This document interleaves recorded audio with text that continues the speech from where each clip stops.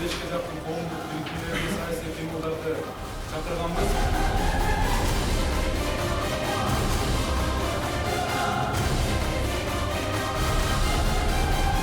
Bir günde adam özünün turmuşunu özgörte albaydı. Bugün biz de özünün turmuşunu özgörte albaydı. Bürok deydi. Bir günde sen oyundu özgörtüşün mümkün deydi. Sen turmuşunu oңдойт. Бирок жакшы сөз бар. Өзүн баккан бир уулда элин баккан бир уул бар.